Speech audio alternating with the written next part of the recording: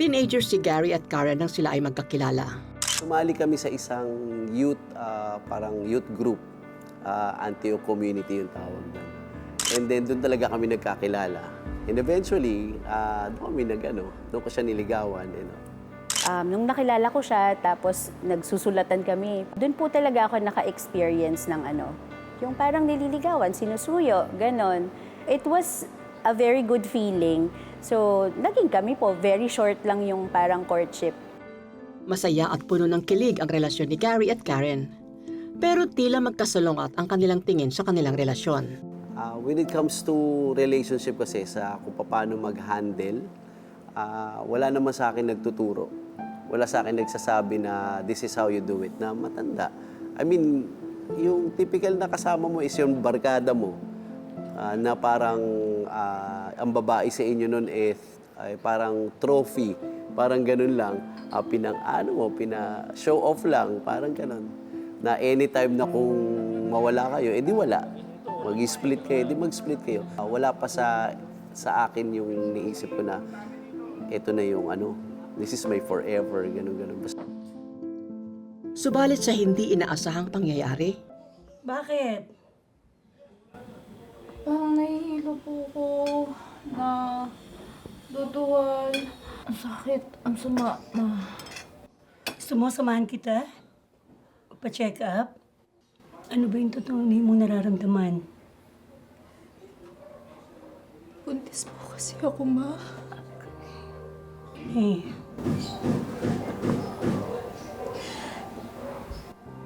Hindi ko naman po akalain na mangyayari to.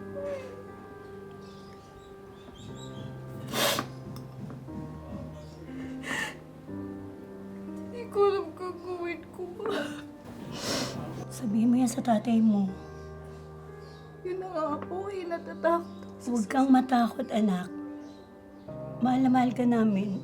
Hindi ko po kaya maging ina, ma.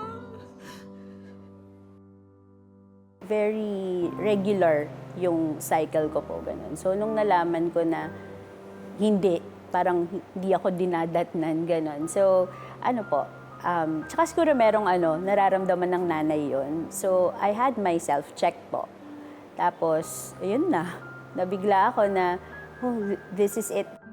Dahil mga bata pa at hindi pa handa sa mas mabigat na responsibilidad ng pagiging mga magulang, takot at mga tanong ang nangibabaw kay Gary at Karen. Hindi po kasi talaga ako sure kung mahal nga ako ni Gary. Kahit na almost 6 years na kaming magkasama that time. I was talking to myself, inisip ko, kung hindi naman niya ako papanagutan, I can do this all by myself. Kaya ko to. Of course, kinabahan. Paano ko to sasabihin sa amin, sa family namin? Paano ko sasabihin to sa kanila? Siyempre, of course, nag-isip. Ano ba mangyayari? Siyempre, kagad yung tumatakbo sa utak ko nun eh. Ano ba mangyayari? Paano ba to? Tapos inisip ko, siyempre, of course, kailangan pakasalan to. Yung parang tumatay yung tatay niya, tsaka yung biological tatay niya. Nagpunta po sa bahay. Kausap yung mga magulang ko. Tapos isa lang po talaga yung sinabi ng tatay ko. Magpakasal kayo. Yan ang dapat mong gawin. Hindi maganda tingnan. Nalalaki ang tiyan ng anak ko na hindi kayo kasal. Opo, tito. Papakasalan ko po si Karen. Ikinasal si Gary at Karen at sila ay nagsama. Sa bahay ni Gary sila nanirahan. Subalit ang inaasahan na dapat ay happily ever after ay hindi nangyari. Sa unang taon pa lamang ng kanilang pagsasama, nagiging madalas ang pagtatalo ng mag-asawa. Unti-unti, nadaman nila na hindi pa pala sila handa sa buhay mag-asawa. Nanatili si Gary sa buhay binata, pakikipagbarkada at pagbibisyo. Wala talaga akong naging model nun ng ganito maging isang tatay, family man, ito dapat gawin mo. Napapanood ko sa TV, pero hindi sa akin tinuro yung mga ganong bagay. Ang alam ko, ayun lang, mabuntis, mag-anak ka, sige, gagawin ko, tatay ako niyan. Every other year ako buntis eh. So iniisip ko, ano ba yan? Parang binubuntis lang ako nito tapos iniiwan ako, ganun po eh. So siya, hindi siya nagsasabi, nawawala siya. minsan matagal, I need help. Parang nasabak kami agad sa parenthood. Tapos nagtatrabaho siya. Parang hindi namin ma-juggle yung bigla ang responsibilities na meron kami. So, dahil nga parang buhay binata nga siya, kasi hindi siguro siya ready talaga. Ako rin naman hindi, pero parang siguro pag babae, kakayanin mo talaga siya. So, parang ako po talaga lahat. I was really alone. Sinubukan ni Karen na intindihin ang asawa para mapabuti ang kanilang pagsasama. Subalit sa paglipas ng panahon, walang pagbabagong nangyari kay Gary. Sa halip, nanatili si Gary nalulong sa barkada, alak at maging droga. Hanggang sa napuno na rin si Karen sa kanilang sitwasyon at narindi sa paulit-ulit na pagtatalo at pagsasawalang bahala sa kanila ni Gary. Hindi nga siya din mahilig talagang kumausap. Like when I confront him, hindi siya sanay sa ganon. Magagalit siya, mag-aaway kami. Parang may progression po siya. Nung umpisa, syempre, magtatalo, mag-aaway. Tapos ina-adjust ko po kasi yung sarili ko sa kanya. So hindi nag-work yung inaaway. Meron naman yung kumain ka na ba? Mabait na lang ako, ganon. Pero wala po talagang parang nag-work. So parang yung sarili ko, hindi ko na alam kung ano ba talaga. Dapat ba mabait ako? Dapat ba matapang ako? Nagkaroon ng 3 anak si Gary at Karen. Subalit sa kabila nito ay wala pa rin maayos na komunikasyon sa pagitan nila. At sa tuwing sila ay nagtatalo, nag-aalsabalutan at umaalis si Karen, bit-bit ang mga anak. Subalit sa halip na habulin at suyuin ang asawa, pinababayaan lamang sila ni Gary. Sinasabi niya, alis ako. Kita ko mag-aal sa balutan.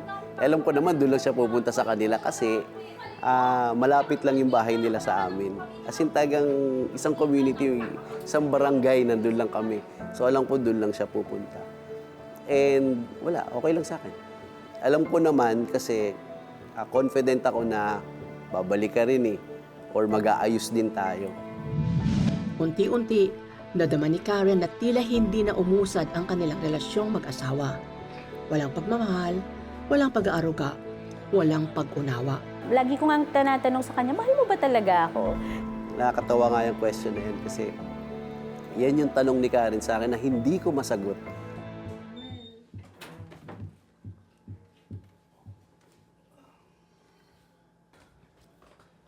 Lasing ka na naman, Gary.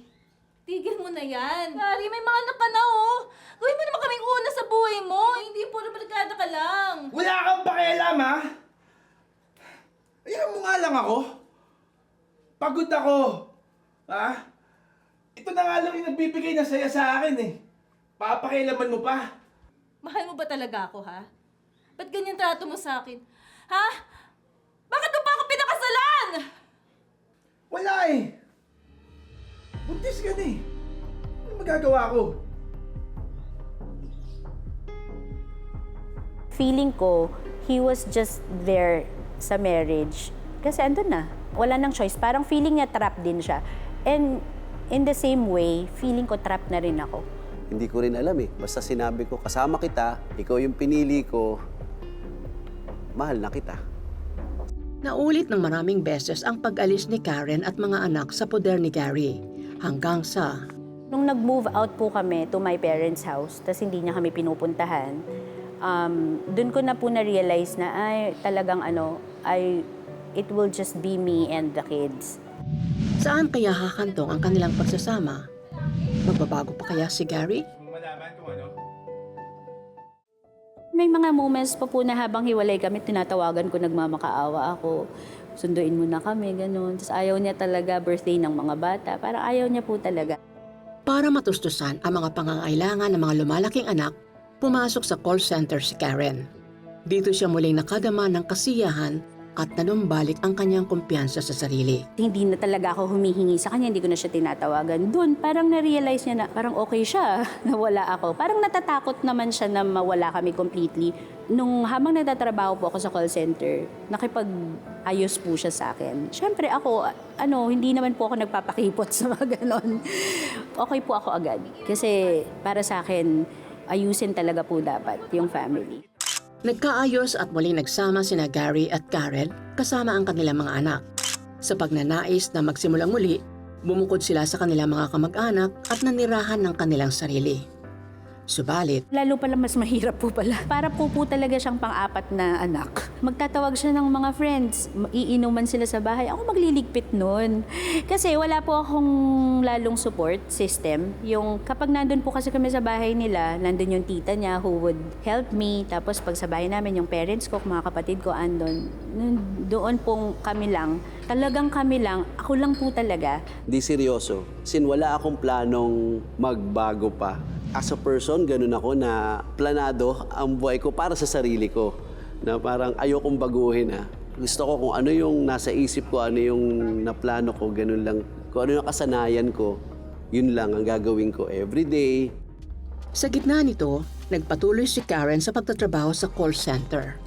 Pero kasabay nito, ang pagbubukas naman ng patibong ng tukso. Nililigaw-ligawan po talaga ako. So naninibago po ako dun sa idea na biglang may nagbibigay ng attention sa'yo. Tapos tinatanong kung kumain ka na ba. Yung ganong mga gestures lang po, parang malaking bagay siya sa akin kasi hindi ko siya nakukuha kay Gary eh. Tuluyan ang nahulog ang loob ni Karen sa katrabaho hanggang sa isang pagkakataon, sumambulat kay Gary ang tinatagong sekreto ni Karen. Then dun sa pinto, narinig ko sila nag-uusap. Pinag-uusapan nila itong ang isang lalaki na nakilala niya.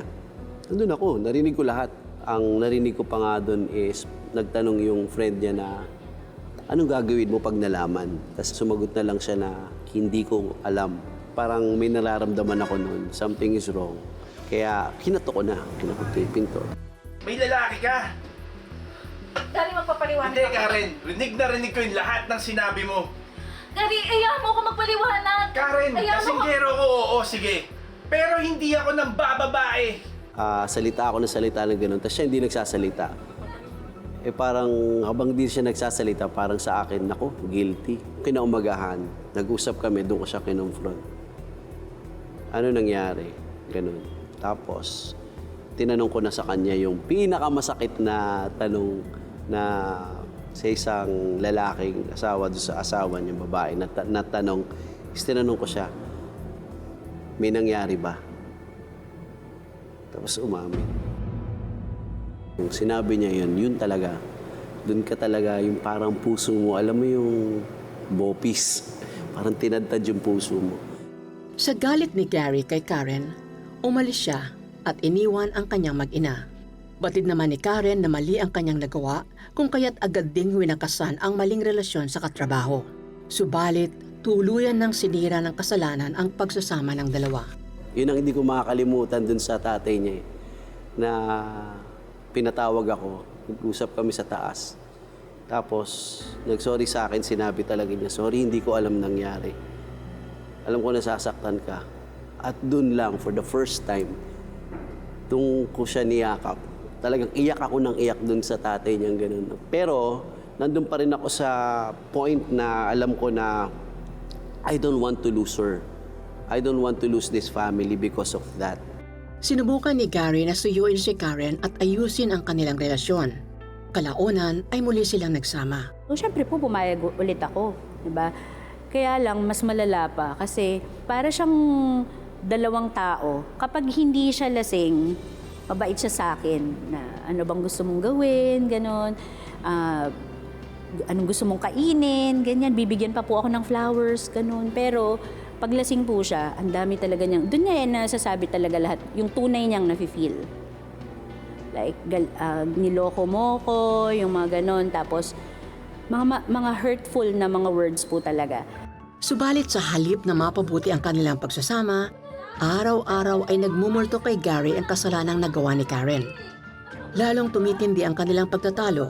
Parang pinilit-pilit ko siya na, hindi, express mo kung ano yung nafe-feel mo, hindi yung paglasing ka. Tapos sabi niya, gusto mo talaga maramdaman kung ano yung galit ko. Hinagis niya po talaga ako sa bed, sinakyan.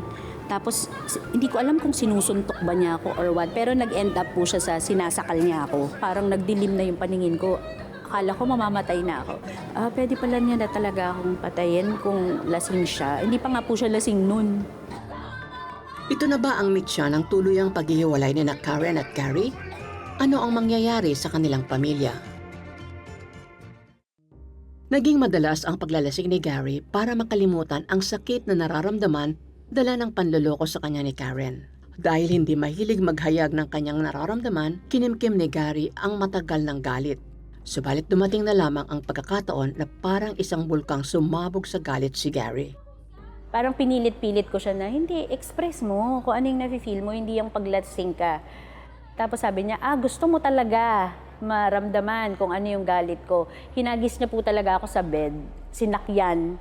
Tapos hindi ko alam kung sinusuntok ba niya ako or what, pero nag-end up po siya sa sinasakal niya ako. Parang nagdilim na yung paningin ko.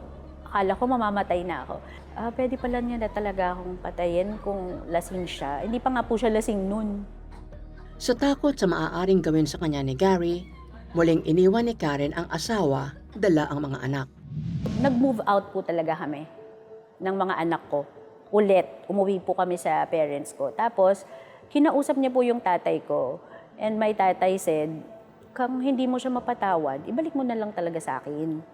Kasi hindi rin tama na nagsasakitan. Ganon. Ang ginawa niya po, pumayag siya na tumira ulit kami dun sa bahay namin, ng parents ko. Kasi parang ayoko na pong sumama sa kanya ng kami lang. Parang wala akong support, ganon. Nung nakatira po kami sa parents ko, hindi nakikita po ng parents ko paano siya magwala kapag lasing siya. Talagang nababasag yung mga salamin. Hindi na nakatiis ang magulang ni Karen sa nakikitang asal ni Gary, kung kaya't lakas loob na pinalayas si Gary ng ina ni Karen sa kanilang tahanan. At si Karen, tuluyan ang napagod sa paulit-ulit na away at walang katapusang pagtatalo nilang mag-asawa. Umalis siya lang din naman po mag-isa. So, yun po, naisip ko, ito talaga tapos na. Ayoko na kasi parang hindi naman po talaga naaayos. Parang ganon. So, gusto ko na lang po ng tahimik na life. Magtatrabaho ako para sa mga bata, ganon. Muling nagkahiwalay si Gary at Karen.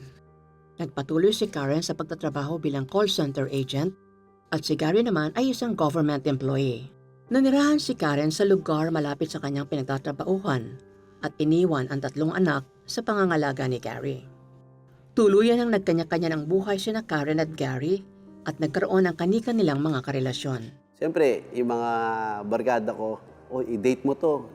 Siyempre, alam nila yung nangyari. Sa kanila kasi, ako yung niloko. Parang ganun ang story eh. Yun nakikita nung iba eh. Ako yung biktima. Siyempre, ako pa victim effect naman ako. Nasa akin yung mga bata, ako yung nahihirapan, kasi siya buhay dalaga, ganun. Kinausap ako ni Gary na okay lang ba na ipapa-anal namin yung kasal namin. Sa akin naman po okay talaga kasi masaya ako dun sa buhay ko na malayo sa kanya. Although, syempre po nagtataka yung mga tao, why would I leave my kids to his care when ako yung nanay? Pero pag iniisip ko, gusto ko pong sabihin sa kanila na kung gaano kasakit sa isang nanay mawalay sa mga anak, parang mas matindi po kasi yung sakit na kasama ko si Gary. Subalit sa pakiusap ng mga anak, napilitang magkabalikan sina Karen at Gary. Sa banibagong pagkakataon, muli silang nagsama. Pero hindi ito nagtagal. Sa gitna kasi ng kanilang pagsasama, muling nasangkot si Karen sa maling relasyon. 2 taon hiwalay, 1 taon na parang magkasama ulit, hindi nag-work.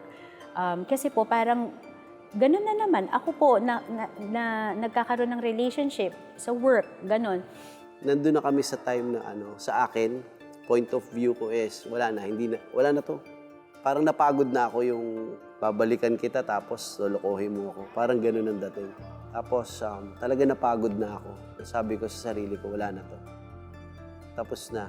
So, bahala ka na dyan. Dati, di ba, nararamdaman ko na it's because of me. Kalokohan mo yan eh. Hindi mo inalagaan eh. Kaya nagaganyan. Tapos, in the end, yung huli na, wala na. Ganyan na yan. Sabi ko ganun. So sabi niya, ayoko na talaga. So nandun po kami nakatira nun sa bahay nila. So akong pinalayas niya ako. Nang maghiwalay, naiwan kay Gary ang kanilang mga anak. Muli ring nagkaroon ng bagong girlfriend si Gary. At si Karen naman ay nakipag-live-in na sa bagong karelasyong lalaki. Subalit ang relasyon na ito ni Karen sa ibang lalaki ay nauwi sa puro problema at karahasan. Yung mga naging boyfriend ko po, may asawa rin, na yung buhay parang sa akin din, complicated. ano po siya, para pong binuhos niya sa akin lahat ng galit niya. Tuloy-tuloy niya po ako sinasampal na parang galit siya, not just to me, but to many people, pero parang sa akin po nakabunton lahat. Tapos syempre po ako lumalaban ako, kaya mas malakas po yung blow sa akin. Inisip ko, naku, pag namatay ako dito. Si Gary, hindi niya po alam kung saan ako nakatira eh. Pero yung mga kapatid ko, alam naman po. Pero hindi nila malalaman na namatay na pala ako. Walang ibang malapitan at mahinga ng tulong, tinawagan ni Karen si Gary. Kinausap ko siya. Hindi siya umiiyak na, talagang umiiyak na ganun. But parang troubling yung sound yung boses niya eh. Parang someone who's in trouble, parang need of help. Hindi po ako makasagot kasi wala talaga po akong boses. Parang hindi ko alam pagkasakal sa akin.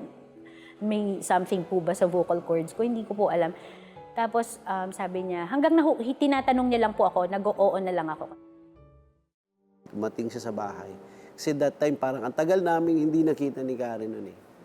Kasi sa ano na lang kami, through text na lang kami nag-uusap. Pagdating niya sa bahay, nagulat ako sa sarili ko. Sa back of my mind, ano nangyari dito? Gusto ko siyang yakapin that time. Pero syempre nandun yung girlfriend ko nun.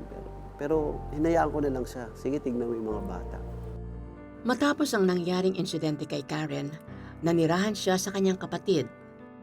Bit-bit ang kabigatan ng loob, dala ng mga naranasan, naimbitahan si Karen sa isang Kristiyanong gawain. Matagal naman na po niya ako talagang sinasamay. So parang this time, sinabi ko po talaga sa sarili ko, Lord, ito na talaga, ikaw na talaga bahala. I surrender. Hindi ko na ipipilit yung mga gusto ko. Kung ano yung gusto mong gawin, gawin mo na ngayon. Buong puso at pagpapakumbabang isinuko ni Karen ang buhay sa Panginoon at tinanggap si Kristo bilang Diyos at tagapagligtas. Actually po, marami po talaga akong points na tinatanggap ko yung Panginoon. Para sa akin, totoo yun. Pero yun nga po kasi, ayoko pa rin talikuran yung sin. Nung night na nabugbog ako, nag-pray po talaga ako eh. So, yun nga po yung surrender.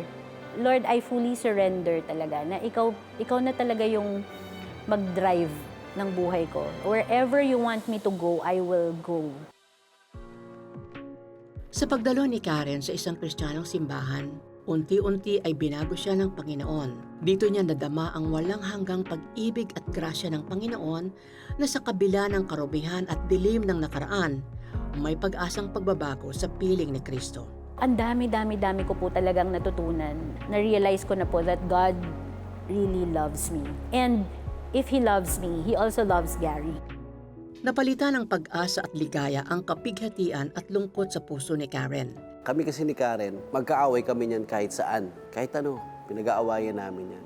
Magkaaway kami through text, magkaaway kami. Basta, hindi kami nagkakasundo. This time, siyempre pag nag-message ako sa kanya about sa mga bata, yung umattend na siya na parang, parang bait na kausap pa. Parang hindi na, parang yung mga text siya hindi na galit, ganun. Okay pala na nandiyan ka. Okay na, sabi ko, tumino na. Sinabi ko po talaga sa sarili ko, kahit na anong gawin sa akin ni Gary ngayon, I vow to you, Lord, that I will be good to him. I will be kind. Ganon. Kapag sinusundo ko po yung mga bata or hinahatid ko sa kanya, nagtataka nga siya kasi hindi ko siya inaaway. Tapos nag-hi ako kasi dati po wala akong paki. Papasok lang ako sa bahay nila. Tara na, sabihin ko sa mga bata, tapos doon na ako sa labas. Tinatanong niya nga sa kapatid ko, anong kinain ng ate mo? Tapos akala niya meron akong bagong boyfriend. Kasi masaya daw po ako. Sa unti-unting pagbuti ng buhay ni Karen at pagganda ng kanyang pananaw sa buhay, unti-unti ring bumalik ang pag-ibig sa kanya ni Gary. Muling pinagtagpo ng Panginoon ang landas ng mag-asawa. I don't want to accept it, pero nararamdaman ko, parang na-inlove na naman ako sa asawa ko. Mahal ko naman talaga siya. It's just that I'm not that showy. Hindi ko alam paano ipakita. Wala akong paraan o hindi ko talaga alam.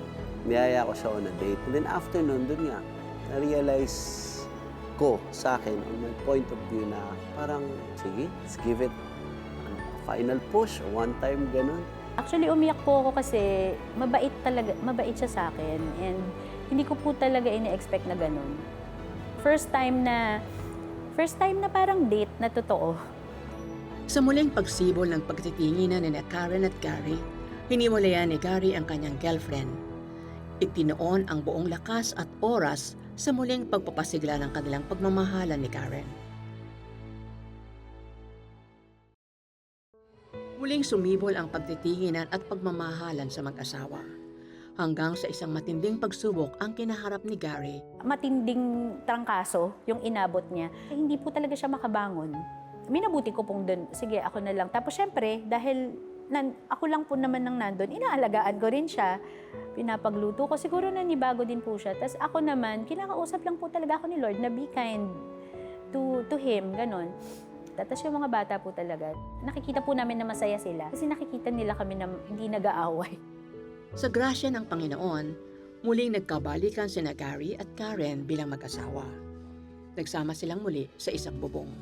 Lahat po ng trust ko, nilagay ko talaga kay God na, Lord, I know that your heart is to restore marriages, to restore relationships. So, alam ko na ito yung gusto mo. So, kahit na, di ba po dati iiyak ako pag iniisip ko pa lang na magbabalik ako doon. Parang hindi ko na kaya. Pero this time po, sige po, Lord, susunod po ako. Nandun pa rin yung pagmamahal ko sa kanya. Kaya kung tatanungin mo ako paano ko siya minahal, lalon, kahit na may nasa iba na kasama mo, iniisip pa rin kita. Unti-unti ay nadadala na rin ni Karen si Gary sa dinadalawang Kristiyanong simbahan. Subalit patuloy pa rin si Gary sa kanyang mga bisyo. Hindi pa naman ako totally sa faith nun eh. Sasama lang ako, of course, kasi gusto ko malaman, gusto ko makita kung yung kinikwento mo. Kasi nung nag-date kami ulit, wala siyang ibang kinento kung hindi yung ginagawa nila sa church. Siyempre, one of those service, siyempre, nag-share ng gospel, of course. So that's why I heard the gospel, and that's where I accepted Jesus as my Lord and Savior. Pero that was only lip service. Muling nasubok ang masaya ng pagsasamang muli ng pamilya ni Karen at Gary. Nahilo ako. Biglang hindi ko maintindihan kung ano nangyayari sa akin. Tapos namumutla akong gano'n. Tapos lumapit na siya dun sa akin, si Karen dun sa akin. Nihiyakap niya ako kasi talagang umuungol na daw ako nagaganaw ko. Yung pala, tapos nagsuka na ako ng dugo. Akala ko po talaga, mamamatay na siya. Yung pala, nag-develop ako ng esophageal ulcer. Nagbi-bleed na pala ako. Doon ko nga na-realize na gano'n lang pala mamatay. Kasi nag-pass out ako. Hindi ka nga makapagsabi hindi mo na nasabi na, Lord, sorry Basta gano'n lang, na-instant. Sa gitna ng banig ng karamdaman, binuksan ni Gary ang kanyang puso kay Kristo at nagdesisyong tuluyan ng talikuran ang makasalanang buhay. Sa pagkakataong ito, totoo at matapat na isinuko niya ang kanyang buhay sa Panginoon. Kasi kay double life, hindi nila alam eh. At doon ko kinonfess, doon sa D-group leader ko, lahat na nangyayari sa akin. At doon kami nag-pray. And doon ko naramdaman yung pag-accept kay Jesus, my Lord and Savior. And ang pinakamaganda nun, after nun, paglabas ko nun sa hospital, lahat nung inom, drugs, lahat, totally, wala na. Sa paglipas ng panahon, naging magkatuwang na binuhos ni Karen at Gary ang kanilang panahon at lakas sa paglilingkod sa Panginoon. Ang dating pamilya na puro away, ngayon ay nabalot ng pagmamahal mula kay Kristo. Ang pagmamahal ni Karen at Gary sa Panginoon ay kanila ring naipadarama sa kanilang 3 anak. Sa ngayon ay aktibo na rin ang kanilang 3 anak sa paglilingkod sa Diyos. Kilala ko siya eh. Kilala ko na may Diyos, kilala ko yung ginagawa niya. Pero iba pala yung maging follower ka niya. Iba pala yung maging ma-accept mo siya as your Lord and Savior. Doon na ako na-start matuto. First, how to be a Christian, follower of Jesus. And then next, and how to be a spouse, and how to be a father. Ang kwento ni Gary at Karen ay patunay na walang imposible sa Diyos. Sa tulong ng pag-ibig ng Panginoon, kayang-kayang pagbuklurin muli ang mga nasirang pamilya at relasyon. Our God is a God who restores brokenness into wholeness. Kung dati po iniisip ko na sacrifice yung love. Yes, syempre po, love is a decision, love is a sacrifice. But yung marriage po can be satisfying. At parang possible yung satisfying marriage. pag si God po talaga kasama.